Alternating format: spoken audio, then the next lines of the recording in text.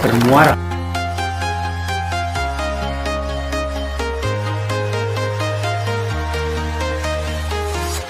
I'm walking alone, the streets are empty.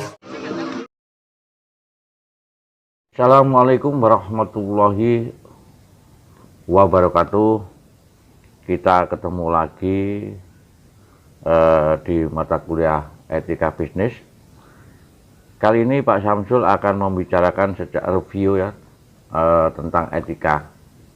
Jadi kalau pertemuan kemarin kita sudah sandingkan antara etika bisnis, kali ini kita mono ya akan berbicara tentang etika saja, review etika. Nah, kali ini kalau kita berbicara etika, maka kita akan membahas hal yang baik dan buruk ya. Kalau kita berbicara etika itu adalah kita membahas antara baik dan buruk. Nah, dalam hal ini baik dan buruk berkaitan dengan sebuah organisasi dan sebuah atau secara individu tentang manusia, perbuatan manusia. Yang pertama kita ada beberapa teori ya, teori etika. Tetapi Pak Samsul kali ini akan membicarakan 3 etika yang berkaitan dengan kehidupan sosial kita sehari-hari yang sering terjadi di lingkungan kita. Yang pertama kita akan berbicara tentang teori etika deontologi. Nah, ini dipelopori oleh Immanuel Kant ya. Ini. Nah, teori deontologi itu merupakan teori ya yang diambil dari bahasa Yunani, yaitu deon, yang berarti kewajiban. Teori etika ini menekankan pada kewajiban manusia untuk bertindak dengan baik. Nah, kalau kita melihat ya,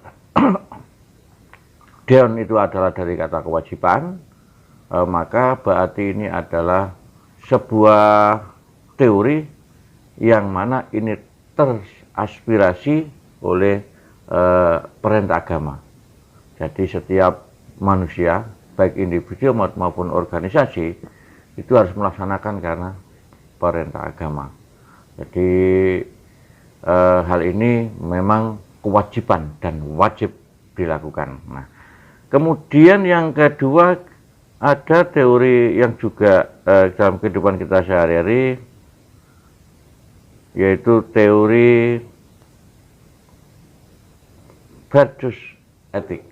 Nah, kalau kita berbicara tentang virtus etik, ini teori ini dipelopori oleh Socrates ya, dan teori ini juga terjadi di sekeliling kita, di mana perbuatan manusia itu seharusnya dilakukan tanpa adanya kewajiban. Perbuatan baik itu harus dilakukan manusia tanpa itu ada perintah. Berarti walaupun tidak seharusnya manusia itu berbuat baik pada pada manusia orang lain dalam kehidupan sosialnya. Itu adalah virtus etik atau kita sering disebut etika kebajikan. Jadi tanpa diperintah, tanpa ada kewajiban, manusia seharusnya berbuat baik. Itu kalau kita melihat teori virtus etik ya. Jadi perbuatan baik adalah perbuatan yang dilakukan orang baik adalah orang yang bisa melakukan perbuatan baik. Jadi ini perbuatan orang baik yang bisa melakukan perbuatan baik. Nah, artinya tanpa disuruh pun orang itu harus sudah berbuat baik. Ini dipelopori oleh Socrates. Kemudian kita akan berbicara tentang teori yang ketiga. Nah, jadi utilitarianisme ini adalah suatu teori dari segi etika itu normatif yang menyatakan bahwa suatu tindakan patut adalah memaksimalkan penggunaan. Penggunaan berarti manfaat. Jadi biasanya definisi sebagai memaksimalkan bagian mengurangi penderitaan. Dan ini berasal dari bahasa Latin artinya utilis yang berarti berguna atau bermanfaat, berfaedah, dan lain. Nah, teori utilitas realisme, kalau kita berbicara tentang teori utilitarianisme, maka ini berkaitan dengan pemanfaatan. Artinya apa? Ini dipelopori oleh Burton, ya, Jeremy Burton, bahwa setiap tingkah laku manusia itu mereka harus mempunyai manfaat. Semakin punya manfaat lebih baik, maka semakin itu orang itu lebih baik. Artinya begini ya, teori ini teori manfaat. Setiap perbuatan tingkah laku manusia itu punya manfaat. Baik itu punya manfaat pada orang lain, juga mempunyai manfaat pada dirinya sendiri. Jadi punya tujuan, manfaat kepada. Nah, kita coba untuk memberikan contoh biar lebih mudah ya. Jadi kalau kita melihat contoh ya tentang teori ini, coba kita lihat teori utilitas realisme, kemudian deontologi dan patriotik. Nah, kita kasih contoh agar kita mudah untuk di mana diri kita. Apabila ini tinggal laku kita ya sehari-hari ya, contoh begini. Kalau kita melihat ya lampu merah jam 7 pagi, ya kalau Anda berjalan kemudian lewat lampu merah ya di sebuah jalan. Nah, apakah Anda naik motor atau mobil, berhenti atau tidak? Ya, kalau Anda berhenti, ya itu akibat karena itu adalah kewajiban. Berarti di sini ini teori adalah deontologi, karena itu lampu merah dan itu wajib harus berhenti. Itu karena adanya sistem yang diwajibkan, atau kalau di negara kita adalah undang-undang lalu lintas. Nah, kemudian kalau Anda itu misalkan jam 2 pagi ya, ada lampu merah, Anda juga naik motor lewat jalan yang sama, kemudian jalan sepi, apakah Anda ada lampu merah itu karena keadaan sepi, Anda itu berhenti atau lewat? Sepi tuh. Nah, kalau Anda itu berhenti, maka di sini Anda sudah termasuk teori virtus otik. Anda termasuk orang baik. Karena apa? Sepi, ya, karena sepi. Nah, kemudian kalau kita Anda berhenti, ya. Nah, kalau kita di dalam lampu merah itu berhenti, yang pertama karena kewajiban, yang kedua itu punya manfaat kepada orang lain kalau kita teruskan. Sehingga kalau Anda terjang, maka di sini Anda termasuk golongan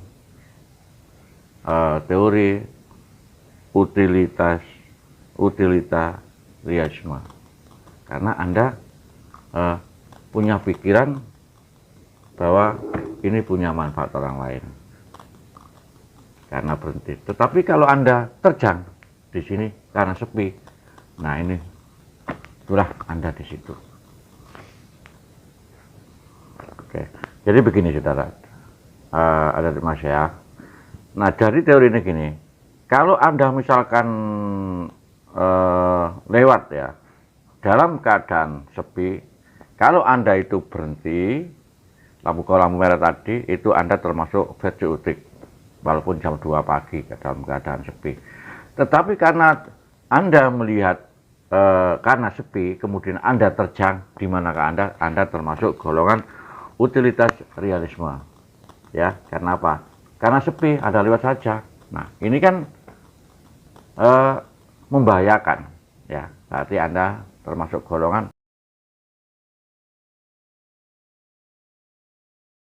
ya, karena apa? Wah, sepi, langsung saja. Nah, inilah manfaat dan membahayakan orang lain. Nah, coba kita bedakan ya, utilitarianisme, kemudian versus deontologi versus virtue etik. Nah, coba kita bedakan di mana kita. Nah, kalau utilitarianisme akibat konsekuensi hasil yang baik. Jadi misalkan begini ya, karena ini kasih manfaat. Kamu punya teman, tiba-tiba dia sangat baik, kemudian tidak pernah ajak makan-makan, kemudian kamu diajak makan. Maka ini termasuk utilitarianisme. Karena apa? Tidak ngajak pernah makan, dan karena dia apa? Karena dia punya memberikan manfaat kepada Anda. Dan karena manfaat itu juga bisa terjadi pada dirinya sendiri. Kalau Anda tak ajak makan, paling tidak saya punya kepentingan untuk itu.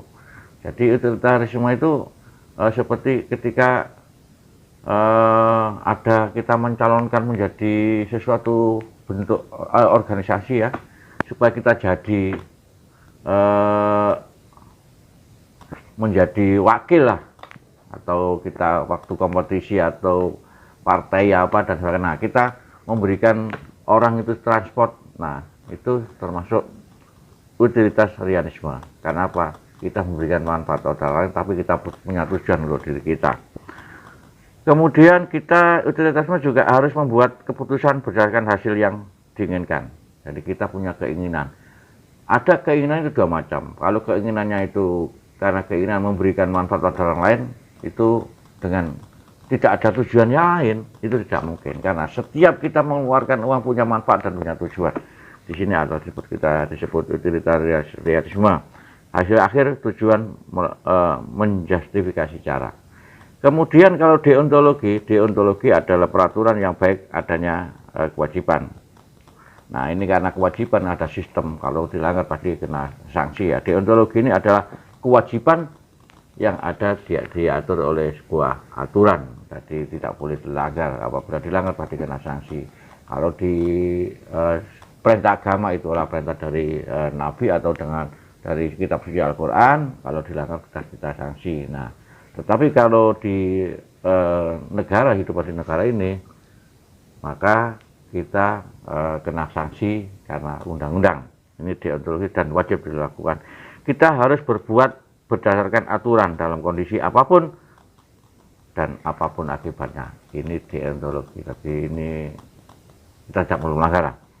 Kemudian virtue etik, orang baik. Ini virtue etik itu memang orang baik. Jadi walaupun lewat lampu merah, malam, siang atau bagaimana, dia akan berhenti karena mereka orang baik. Kemudian kita harus berusaha membiasakan diri menjadi orang baik, berani jujur, dan orang yang baik akan berbuat baik, bukan berdasarkan kalkulasi atau aturan. Jadi memang pada dasarnya dia adalah orang baik, ya, punya karakter baik, maka tidak akan melanggar, karena pada dasarnya virtue etik adalah sebuah teori yang seharusnya dilakukan setiap manusia tanpa ada aturan apapun, tanpa tendensi apapun. Itu virtue etik. Jadi Anda di mana? Anda melakukan perbuatan ya karena deontologi, karena kewajiban, apa memang diri Anda baik? Tidak ada aturan pun tidak baik. Ya. Kemudian atau utilitarianisme. Jadi Anda punya manfaat, memberikan manfaat pada orang lain, tapi Anda juga punya tujuan untuk diri kita sendiri. Jadi itulah teori etika yang dapat saya sampaikan. Terima kasih.